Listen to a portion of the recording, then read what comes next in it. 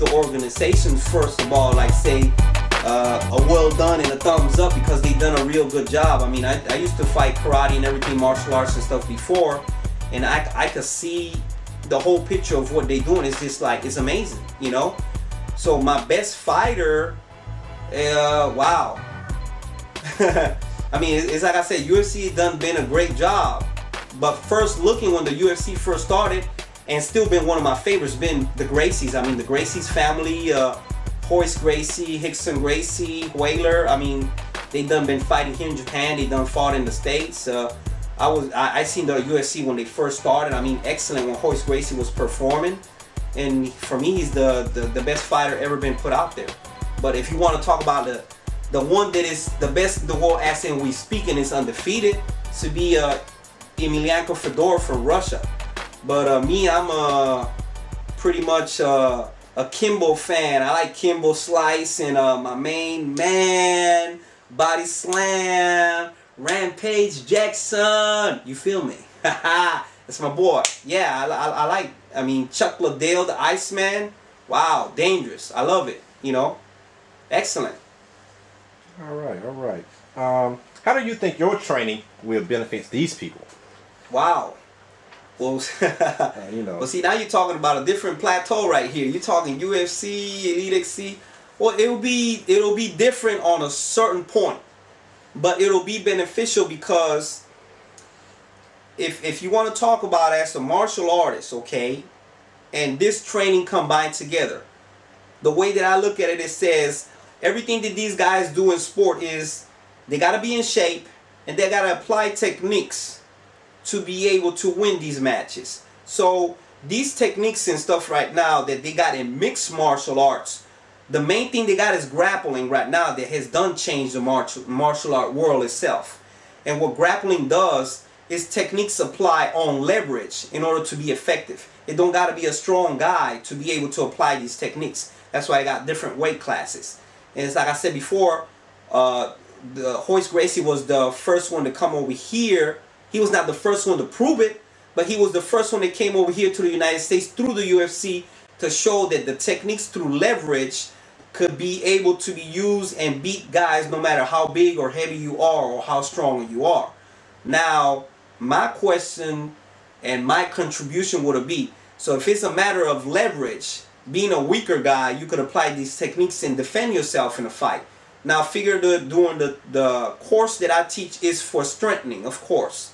So if you have the strength and the leverage, would make you a real big, I can come and say, a hard individual to beat. Because and then you have the speed, you have the strength, and you have the leverage. Right there, I mean, you got it all. Just by having the leverage itself, it'll pretty much put you on doubt. What about if you don't have this leverage? What would have happened then next? So I figured that for what I do and far as strengthening conditioning, which I know a lot of martial artists go through, they will find themselves from one time to another in the weight room working out and lifting. And I know by a fact they don't have this technique. So it'll be one thing missing that'll be a real good contributor to what they do, of course. Okay, earlier you were talking about you like Kimbo. What's the main reason for that? Wow. Well, I don't know. It's like, on a sort of say, Kimbo has a personality, you know, and I could kind of familiar him, like, say, with something what I'm doing. You see, Kimbo Slice started all over there by himself. He took a chance of everything he did. That stuff that he done and posted on YouTube about the other fights and stuff like that he did, and a lot of people were just jealous and hating about him and stuff like that. You know, I had things and sort of that nature happen to me. When you want to get ahead, you can see and feel the other people that are jealous making comments about you. But if you look at Kimbo Slice, it's like he's been progress. He went from the streets to where the professionals are right now, and he gives a lot of respect to all the professionals that are there, that are on a higher plateau than what he is, but he's there to learn. If you look, he's not a martial artist because he has no martial art background whatsoever. But he's a fighter and he's willing to learn. So that what makes him complete. He doesn't brag about anything, you know. The only thing he be like is like bringing it is on. So he's a real impact for me to watch. I mean, he's in a sort of say, my money's worth it every time I go to watch him and he's there. Win or lose, I think I got my money's worth if I go to see a fighter like him. Or Rampage, or, you know, they got a lot of fighters. So, I mean, he's an excellent example on what you could say, the rag to riches. And I hope that win or lose, people just keep liking him. I mean, he's a likable guy. All right. So, what in your opinion of Kimbo versus Tank? So. Well, you got to look at, I seen the fight. I mean, it was very good. And it was very good and put together with Elite XC. And you're talking about two brawlers, you know. They went toe-to-toe. And one thing is good about Kimbo, because Kimbo got a game plan. He's listening. He's learning. The bad part that came about Tank is that Tank is the brawler. I mean, he got his wrestling background, but who doesn't in this game?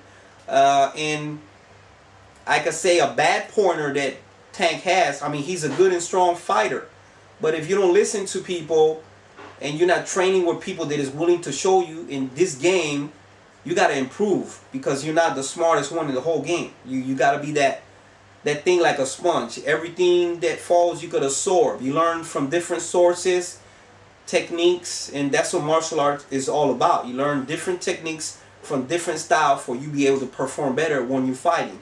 But he pretty much choose to do this one thing that is called brag about a lot, and that's probably what affect his performance. But to say that he is not dangerous, no, he's still a dangerous guy, whether he win or lose and stuff like that. But it's just that little loophole about him of not learning the right things is probably what got him on the losing streak, so to say. Now, if you look at Kimbo that fought with him, I mean, wow, different guy altogether. But and then he got my man right there, the boss, Roden, boy, boss. When he was over here in Japan, I watched a lot of fights of him too. That guy is dangerous. They don't want that guy to come back out of retirement and get in the ring. Then you really will have chaos. I don't care if you go Elite XC, if you go UFC, Mr. Bass Rod is dangerous. I used to call him over here when he was still fighting over here through, he was fighting at Hybrid Fighting Pancras. Yeah, I used to call him Mr. Suicidal. Now they call him El Guapo and stuff, but you know, yeah, Mr. Suicidal. If you get in the ring with Bass, you're dead. You don't want that. That's my boy, Bass. I mean, I could say that Bass is one of those guys, you could say, he's like the ninja. He got, I mean, millions of techniques. You never know what Bass is going to throw at you. I mean, Bass probably can't even write you down what he knows. That's how much he knows. I mean, crazy fighter. I love it. And he got it. And he's right there with Kimbo. Woo! That's a good dictionary to have. All right. Do you know Brock Lesnar? No, I don't. But, I mean, that fight that he put out, I mean, I could say, hey, Dana White did a good job on that one, because, I mean, it was not a long fight. But you can't take no credit away from Brock. I mean, he started.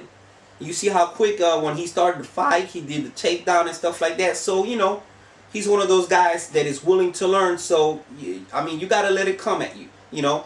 He still got the ambition. He still got, you know, that willing to learn and stuff.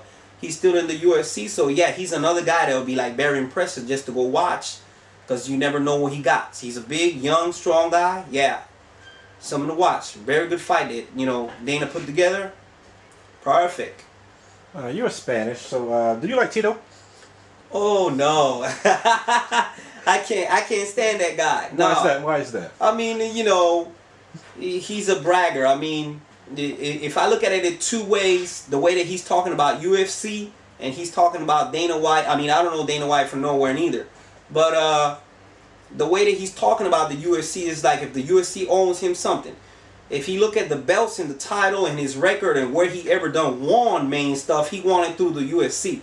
So whether he likes the UFC or not, he always got to talk good about the UFC or what he achieved there prior to saying that the UFC was no good in his eyes. So, I mean, he cries too much, I think. I think he cries too much and talk too much crap. And from, like you said, me being a Spanish person and everything, I don't think a lot of people around the neighborhood will like him. I don't. I can't stand him.